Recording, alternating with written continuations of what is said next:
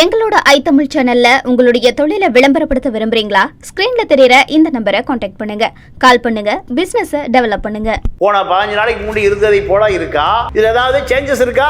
Supreme court அப்படித்தான் கேட்கும், கீழே நீதிமன்றம் அப்படித்தான் கேட்கும். 8 மாசமா எதுவுமே இல்ல. நீதி அரசர் என்ன கேட்கறாங்கன்னா, 8 மாதமா ஒருவர் அமைச்சரா இருக்காரு, மக்களையே பார்க்க முடியல, எங்க 4 சொத்துக்குள்ள இருக்காரு. அப்ப இது எதுக்கு அப்படி ஏற்கனவே நீதிமன்ற கேள்வி. அப்போ செந்தில் பாலாஜி தரப்பு என்ன யோசிக்குதுன்னா, அமைச்சரை விட சட்டமன்ற முக்கியம். அவரை யோசிக்க வைத்து நீதிமன்றத்தினுடைய கனிவை, நீதிமன்றத்தினுடைய கருணை பார்வையை பெறுவதற்கான முயற்சி தான் அமைச்சர் பதவியை ராஜினாமா பண்ணியிருக்காரு. அமைச்சர் பதவியை ராஜினாமா செய்தாலுமே அமைச்சருக்கு உண்டான வசதியோடு தான் இருப்பார். எங்க சிவகுமாரை பிடிப்பது அமலாக்கத்துறைக்கு ஒரு பொருட்டே அல்ல. வெளியில விட்டுட்டு இப்ப ஏதோ ஒரு விஷயத்தை தேட முயற்சிக்கிறாங்களோ? இல்ல, அமலாக்கத்துறையை பொறுத்தவரை இதுக்கு ஒரு பெரிய அரசியல் அழுத்தம் இருக்கு. செந்தில் பாலாஜி வெளியே வந்தா செந்தில் பாலாஜி உள்ள இருக்கணும் என்பதுதான் அண்ணாமலைக்கு இருக்கக்கூடிய அழுத்தம். அண்ணாமலை அமலாக்கத்துறைக்கு அழுத்தம் கொடுக்கிறார். இதுதான் இது டெல்லி அரசியல். இதில் அண்ணாமலையை தாண்டி அசோக்குமார் தேவையில்லை. அண்ணாமலை விரும்புகிற வரை செந்தில் பாலாஜி சிறையில் இருப்பார். ஏன்னா 2 பேருமே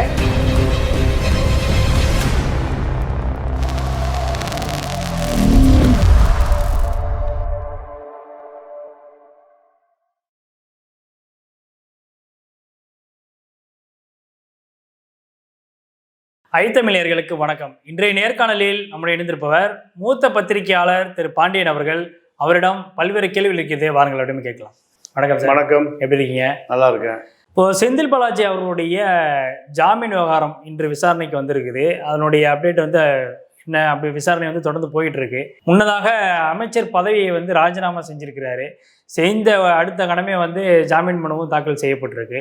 இந்த முறை அவருக்கு ஜாமீன் கிடைப்பதற்கான வாய்ப்புகள் நிறையவே இருக்கு அப்படின்ற பார்வை வைக்கப்படுது. ஏன்னா அவர் இதுவரைக்கும் அமைச்சர் பதவியில இருந்ததுனால தான் அவருடைய ஜாமீன்ங்கிறது இழுபறி நடந்துகிட்டே இருந்துச்சு. அதனாலதான் கொடுப்பதற்கு நீதிமன்றம் ஒரு தடங்கல் வச்சுக்கிட்டே இருந்துச்சு. ஆனால் இப்போ அதற்கான வாய்ப்புகள் நிறையவே இருக்கு அப்படின்ற பார்வை வைக்கப்படுது. இது எப்படி நடக்கும்னு நினைக்கிறீங்க? அடுத்த கட்டமாக செந்தில் பாலாஜி வழக்கு எப்படி போகும்னு நினைக்கிறீங்க?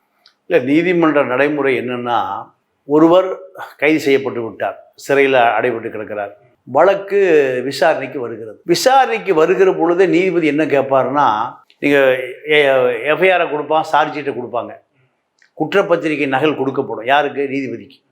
அதை பார்த்துட்டு கேட்பாரு, நீ இந்த குற்றப்பத்திரிகை குற்றவாளியிடம் ஸ்டேட்மெண்ட் வாங்கியது முதல் இதுவரை நீதிமன்றத்துக்கு வருகிற வரை ஏதாவது இதில் மாற்றம் நிகழ்ந்திருக்கிறதா? குற்றவாளி ஏதாவது அபூர்வ மாறன் இருக்காரா? இல்லை வேற யாராவது சரண்டர் ஆயிருக்காங்களா? Any changes? இதுதான் நீதிமன்ற நடைமுறை. ஒன்றும் இல்லை, சரி போடு, ரைட், 15 நாள் வாய்தா, 15 நாள் கழிச்சே வாய்தா, மீண்டும் பிணை மனு வருது. அப்புறம் மறுபடியும் கேட்கறது, ஏதாவது மாற்றம் இருக்கிறதா? அந்த வழக்கில் ஏதாவது மாற்றம் இருக்கா? வழக்கு போன 15 நாளைக்கு முன்னாடி இருந்ததை போல இருக்கா? இதில் ஏதாவது சேஞ்சஸ் இருக்கா?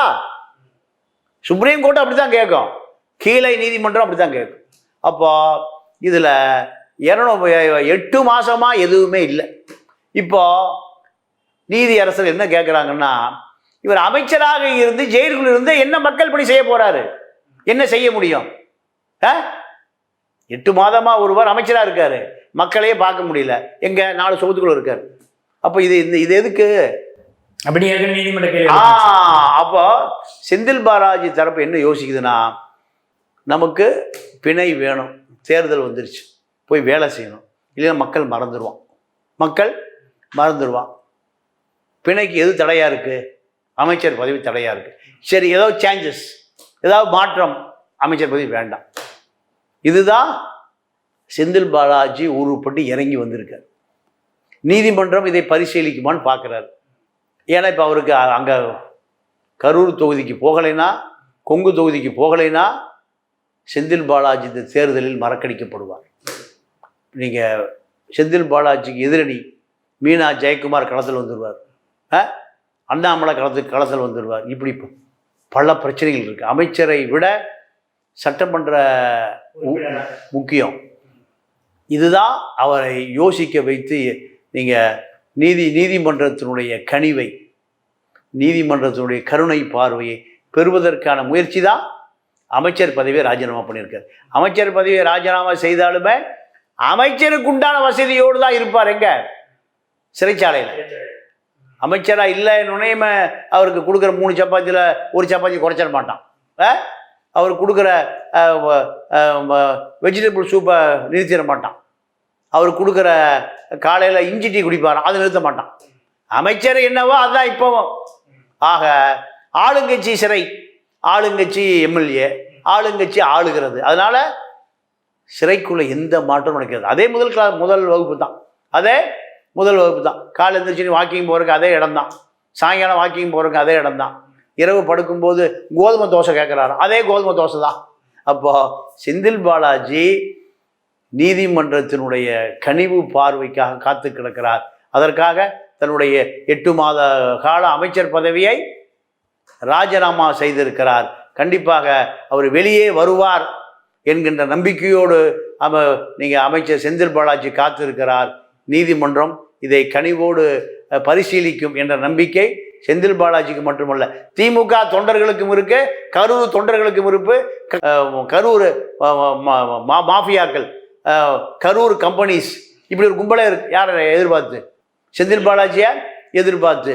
நீங்கள் 6000 டாஸ்மார்க் கடை பார் உரிமையாளர்களும் செந்தில் பாலாஜி எதிர்பார்த்துட்டு இருக்காங்க. மீண்டும் அதிகாரம் வரும். கரூர் கேங் எதிர்பார்க்க. கரூர் கம்பெனிஸ், அதுக்கு பேர் ஏதோ Tata company, Birla company, Ambani company மாதிரி கரூர் கம்பெனிஸ் 2000 பேர் இருக்கான். 2000 பேரும் புழல் சிறை வாசலில் நீங்கள் காத்து கிடக்கிறார்கள். எப்படியாவது அண்ணன் வந்துட மாட்டாரா? அண்ணனுக்கு சந்தன மாலையோட, ஜவ்வாது மாலையோட, ரோஜா மாலையோடு காத்திருக்கிறார்கள். நீதிமன்றம் தான் இறுதி முடிவு செய்யும். உச்ச நீதிமன்றத்தின் வரைக்கும் போய் கதவை தட்டியாச்சு. இப்போ அமைச்சர் பதவியை இழந்தாவது சிறையிலிருந்து வெளியே வர முடியுமா என்ற முயற்சி தான் இறுதியான முயற்சி. நீதிமன்றம் என்ன சொல்கிறது என்று பொறுத்திருந்து பார்ப்போம்.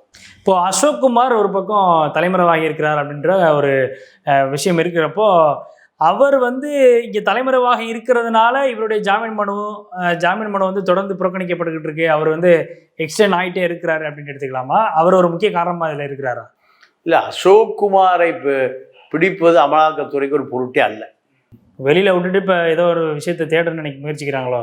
இல்லை, அமலாக்கத்துறையை பொறுத்தவரை இதுக்கு ஒரு பெரிய அரசியல் அழுத்தம் இருக்கு.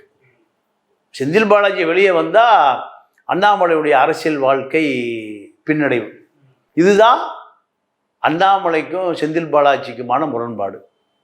செந்தில் பாலாஜி உள்ளே இருக்கணும் என்பதுதான் அண்ணாமலைக்கு இருக்கக்கூடிய அழுத்தம்.